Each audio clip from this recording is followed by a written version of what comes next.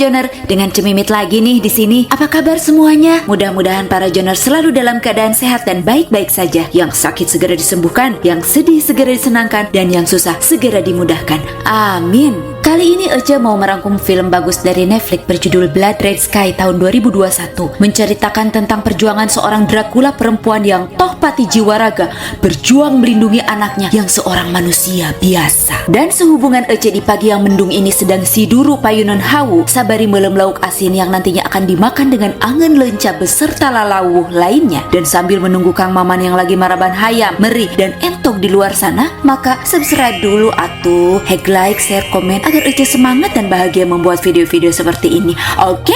Supados lebih wareg, yuk kita sarapan sabari nonton. Yuk lalajo yuk.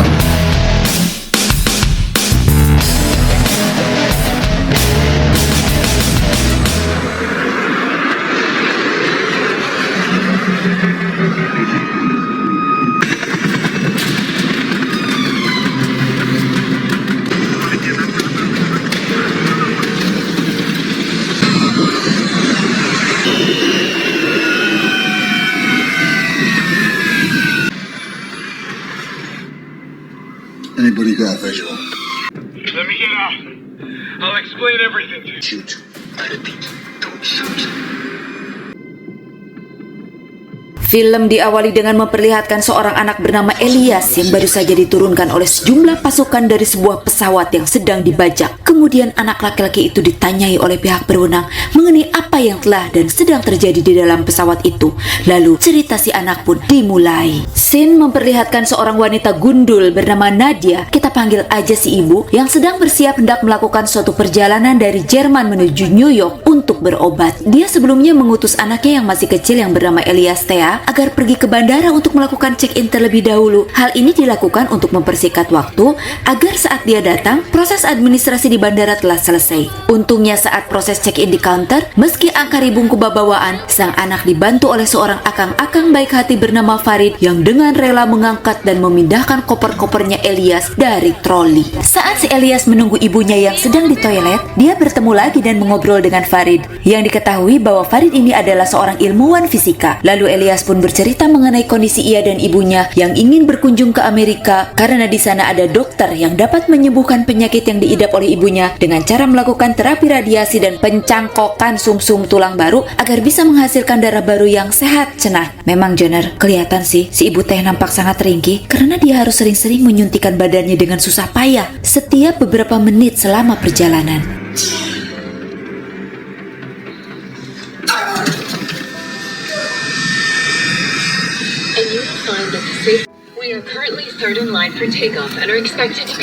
Selama perjalanan pun, terlihat si ibu bolak-balik ke toilet untuk menyuntik dirinya sendiri. Kemudian saat anaknya tidur, dia mengenang masa lalunya dengan melihat foto-foto keluarga kecilnya. Di sini kita ketahui, ternyata saat Elias masih bayi, si ibu dan suaminya melakukan perjalanan di malam hari. Tapi naas, mobilnya mogok di tempat sepi.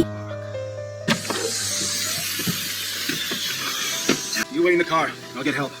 Lalu saat suaminya mencari bantuan dan karena suaminya gak jebul-jebul, si ibu dan Elias yang masih belita mencari keberadaan suaminya. Dia pun melihat sebuah rumah dan darah yang berceceran di sekitarnya.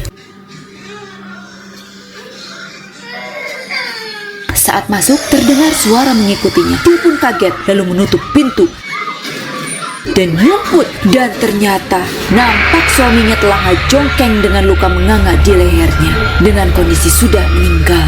Si Dracula mencoba menangkap si ibu dari arah lain, namun lagi-lagi naas, si ibu yang berusaha untuk melawan si Dracula sempat kegigil alias tergigit. Untung sinar matahari keburu terbit sehingga si ibu terbebas dari sedotan Dracula yang mematikan itu. Akhirnya karena dia telah terkontaminasi darah Dracula, dia pun harus menjalani hidup dengan meminum darah segar dari daging hewan yang dia beli untuk mempertahankan hidupnya dan demi putranya. Suatu saat, si ibu kembali lagi ke rumah itu demi mencari petunjuk akan kondisi dirinya yang sebenarnya. Tapi malah bertemu dengan seorang bapak-bapak yang mengatakan bahwa kamu sudah membunuh anakku, cenah. Kamu harus dibunuh karena esensi jahat dalam diri Dracula tidak akan bisa hilang dan sangat berbahaya. Harus dilenyapkan, kata si bapak sembari menyerang si ibu. We are all cursed. Si ibu pun melawan dan berhasil mengalahkan bapak-bapak itu. Lalu dia mengambil obat-obat yang ada di lemari si bapak yang disinyalir bisa mengurangi sifat agresifnya. Kemudian dibakarlah rumah bapak-bapak Dracula itu.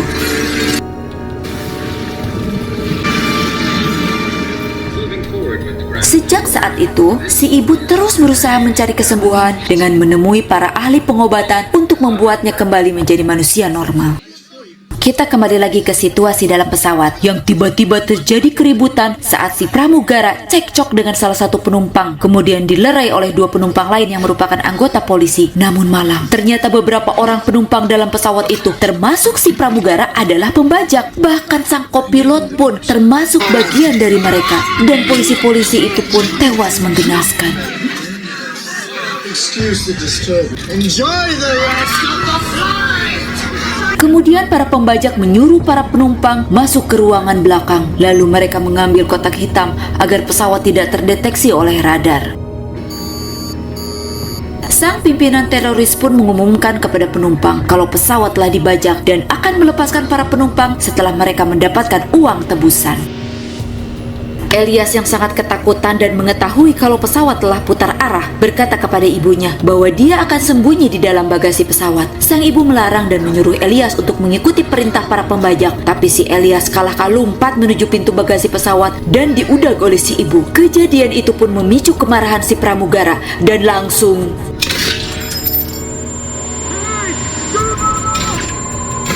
menembak sang ibu beberapa kali. Elias yang sok pun disuruh kembali lagi ke tempat duduknya. Mantakna si ngawaro gerak ka indung teh ditita cicing kalah ka eleke sekeng da ieu. Kitu tah akibatna dasar budak. Ladies and gentlemen, that's what happens when anyone tries to play hero. You don't like heroes. Not on my plane. Si ibu yang tiba-tiba tersadar kembali karena tentu saja dua buah tembakan tidak akan mampu membunuh seekor Dracula. Seorang Dracula, si ibu pun langsung ngajol masuk ke area bagasi pesawat untuk bersembunyi. Nampak penampilan si ibu sudah agak berubah akibat selang beberapa waktu dia terlambat menyuntikkan obat penawarnya. You spent 5 years in Egypt. What kind of... افرحوا يا مجتمع المسلمين في الغربة المباركة الله وسبحانه ونقرأ الرسالة هدية احنا عنا ليه دخل في الاختطاف ساعدونا ونجدة الله أكبر.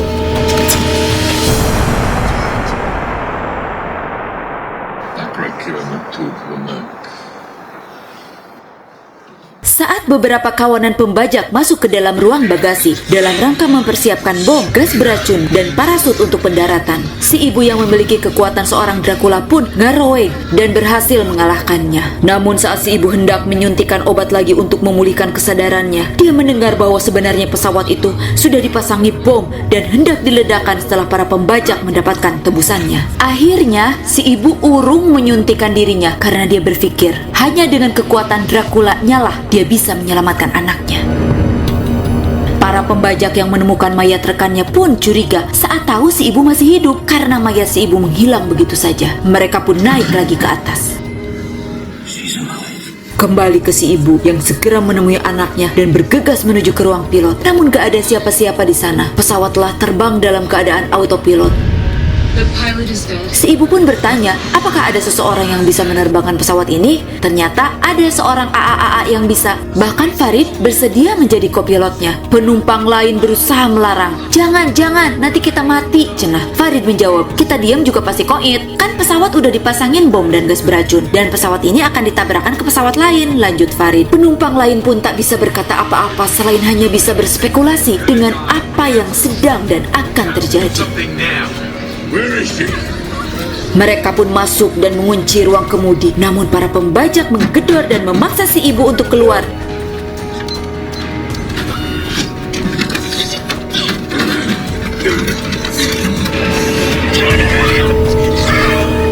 Dengan memberikan sandera para penumpang, bahkan menembak satu di antaranya. Give me another one. Tapi saat si pembajak ngasongkeun anak perempuannya untuk menjadi korban berikutnya, si ibu pun gak tega dan marah. Lalu naluri Draculanya mulai muncul dan menyerang para pembajak itu.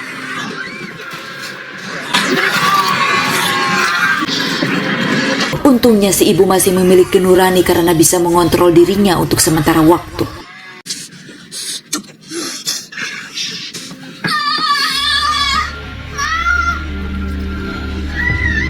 Berdasarkan buku catatan dan obat-obatan yang dia temukan, si pramugara akhirnya mengetahui bahwa si ibu adalah seorang Dracula. Dia pun mencari cara untuk melumpuhkannya. Namun, si pramugara pun terkejut menghadapi fakta bahwa si ibu tidak mudah mati. Lalu dia mengambil darah si ibu untuk nantinya dia suntikan ke badannya sendiri. Elias yang noong dari ruang kendali dan melihat hal tersebut segera keluar dan mengacung-acungkan pistolnya ke arah si pramugara, lalu menembaknya. Dan pastinya namanya juga tembakan anak kecil, ya melesetlah, kalahkah mengenai jendela pesawat dan menyebabkan perubahan tekanan udara dalam pesawat itu. Si pilot cadangan pun lemas kehabisan nafas dan para pembajak berusaha mengambil alih pesawat lagi untuk memposisikan pesawat terbang lebih rendah agar mereka mendapatkan cukup oksigen. Si ibu pun mudag si pramugara yang lari ke dalam bagasi pesawat dan bersembunyi di dalam mobil. Rupanya agar dia selesai menyuntikkan darah Dracula ke dalam tubuhnya, yang mana itu akan membuat kekuatannya seimbang dalam melawan kekuatan si ibu. Dia berharap untuk menjadi kebal, kuat, dan gak gampang mati. Uyuhan daik jadi Dracula. Berulang kali si ibu nembak kaca mobil untuk bisa newak si pramugara, namun gagal karena mobilnya itu adalah mobil anti peluru. Tapi karena si ibu ini adalah Dracula yang cerdas, dia mencari cara lain dengan menusuk kaca bekas tembakan dengan baja tajam, dan setelah bolong dia mengalirkan bensin ke lubang di kaca dan terbakarlah si pramugara itu. Karena kebakaran dalam bagasi pesawat menimbulkan alarm dan terdeteksi oleh pembajak lain, maka mereka pun turun untuk memadamkannya. Namun saat mereka melihat si ibu, mereka pun menyerangnya. Lalu si ibu ditembaki oleh mereka. Si ibu yang lari ke atas mengganjal pintu bagasi pesawat yang menuju ruang kabin dengan benda-benda yang berat agar para pembajak tertahan di bawah. Lalu si ibu masuk ke ruang dalam kabin. Para penumpang pun langsung ngibrit lalu lompatan. Dan ternyata si pramugara masih hidup walaupun sudah kaduruk. Dia malah memangsa rekan-rekannya dan membuat mereka menjadi Dracula juga.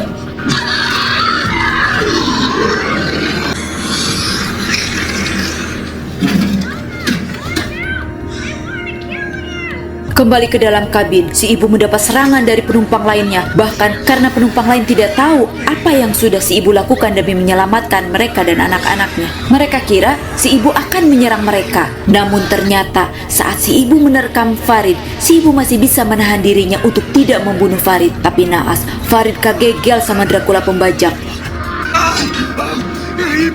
Dan agar virus Dracula tidak menyebar, dengan sangat terpaksa si ibu memotong tangan Farid. Mana deh nyarinya. Si ibu pun memaksa si kopilot pembajak untuk menerbangkan pesawatnya lagi. Tapi nggak bisa karena pesawat telah kekurangan bahan bakar cenah. Namun akhirnya mereka mendapat sinyal dari sebuah bandara terdekat di Skotlandia. Si kopilot pun berterus terang bahwa pesawat sedang dibajak dan para pembajak sedang dikurung di ruang bagasi pesawat. Ya kecuali mana yang namanya. Lalu Sin memperlihatkan salah satu penumpang yang terluka, yang karena dia tak ingin mati, dia berusaha mencari pintu akses lain untuk mengorbankan dirinya agar digigit Dracula supaya bisa hidup kekal. Tapi bukannya digigit, dia malah ditonjok, dan aksinya itu membuat semua Dracula masuk ke dalam pesawat. Para penumpang yang diserang para Dracula pun panik dan menggedor-gedor ruang kendali.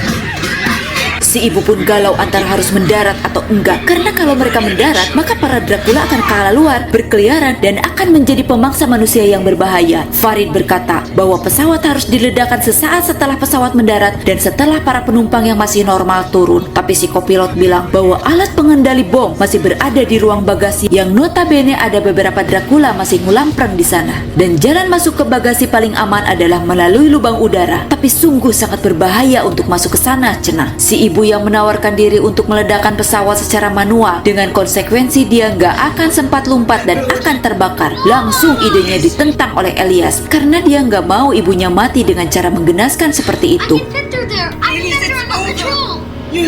Elias pun lari meluncur melalui lubang udara sambil membawa senter UV dan nekat mencari dan mengambil alat pemicu bom sendiri. Elias takut ibunya tak bisa melanjutkan pengobatan karena tak mengingat apapun dan melupakan dirinya. Karena saat si ibu berubah menjadi Dracula seutuhnya, tidak akan lagi tersisa sisi manusiawi di dalam diri si ibu. Ya ampun, karunya pisan budak teh.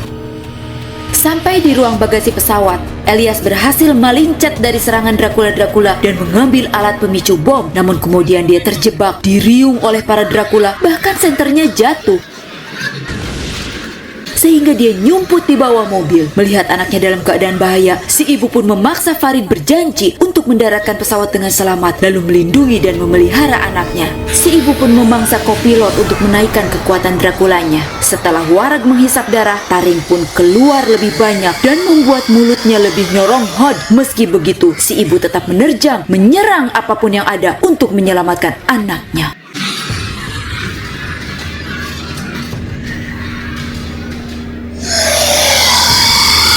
Saat masuk ke ruang bagasi, si ibu pun dihadang oleh si pramugara dan gelut dengan sengit sampai hiat-hiatan, ciat-ciat gitu. Dan di saat si ibu dalam kondisi terjepit, si anak malah memancing si pramugara dengan memanggil agar mengikutinya mendekati pintu pesawat.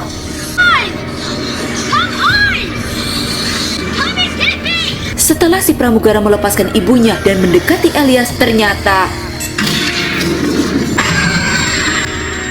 ya, si Elias malah meledakkan pintu pesawat dengan alat pemicu bom yang mengakibatkan si pramugara terlempar keluar. Namun dia masih bisa meraih jaring-jaring dan berusaha masuk lagi ke dalam pesawat. Untung si Farid yang melihat hal itu dari ruang kendali merubah mode pesawat dari autopilot ke mode normal untuk menyelamatkan Elias dengan mengarahkan sisi pesawat ke arah sinar matahari dan membuat si pramugara akhirnya mati terbakar.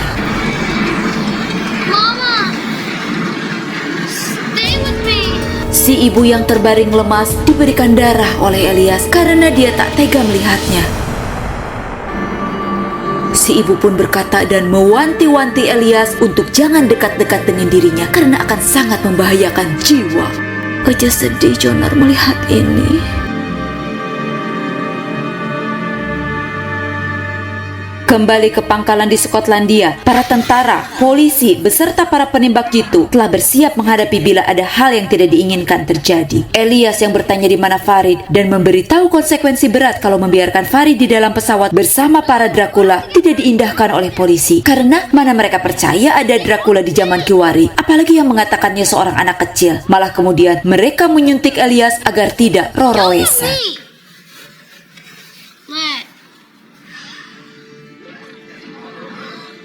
Farid yang wak-wek-wok menjelaskan kondisi di kabin tetap tidak dipercaya, bahkan pihak berwenang tidak memberinya izin untuk keluar. Mereka tidak percaya bahwa Farid adalah orang baik.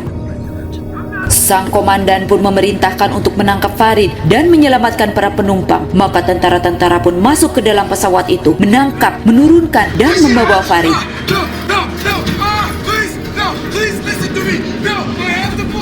Pada akhirnya, tak perlu kita ragukan lagi Jonar. Tentara lainnya yang masuk ke bodi pesawat pastinya mereka menjadi santapan empuk para Dracula itu. Si Elias yang akan dibawa ke rumah sakit pun memberontak dan melarikan diri untuk menyelamatkan Farid tanpa dia tahu bahwa Farid sudah diamankan.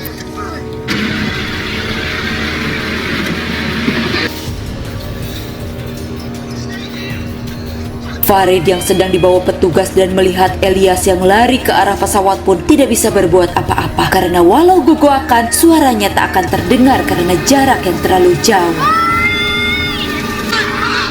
Elias yang lompat menuju pesawat melihat ibunya sudah ngajol alias loncat keluar dari pesawat, lalu memangsa para tentara yang berjaga di area situ dan bahkan hendak menyerangnya. Dia pun terhenyak menghadapi kenyataan bahwa sang ibu yang sudah berubah 100% menjadi Dracula ternyata tidak mengenalinya lagi. Akhirnya dengan bercucuran air mata dan dengan sangat berat hati, Elias menekan tombol pemicu bom utama yang ditempel para pembajak di tangki bahan bakar pesawat. Pesawat pun meledak tak bersisa dan menghancurkan semua makhluk di dalam pesawat dan sekitarnya. Farid pun diizinkan untuk mencari Elias yang ternyata selamat dan memeluknya dengan penuh haru.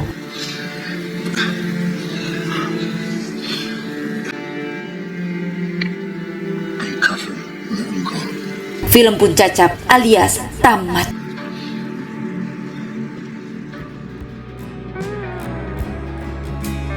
Kumaha Jonar? Aduh, sedih sekali ya Jonar melihat film tadi. Si ibu yang meskipun akhirnya tidak dapat memenuhi impiannya untuk menjadi manusia lagi dan hidup bahagia bersama anak tercintanya, dia pun rela mati demi kebaikan anak dan manusia lainnya. Memang kalau dipikir-pikir Jonar, pengorbanan orang tua terutama seorang ibu itu memang luar biasa ya. Tidak hanya kaum ibu dari makhluk kasar seperti kita, bahkan makhluk halus atau induk hewan pun akan berjuang mati-matian sampai titik darah penghabisan untuk keselamatan dan kebahagiaan anak-anaknya. Dialah manusia satu-satunya yang menyayangimu tanpa ada batasnya.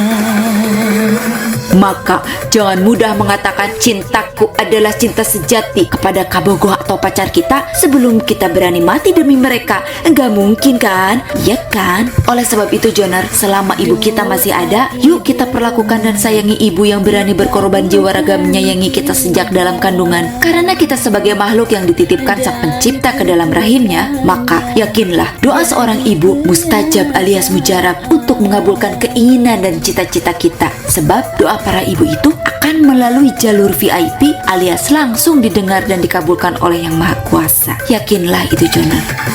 Tiada keramat yang ampuh di dunia selain dari doa ibumu jua. Itulah lagu Bang Haji Rhoma Irama yang karyanya sangat diidolakan oleh Ece. Terima kasih ya Jonar-Jonar sudah menonton. Selamat istirahat. Bye.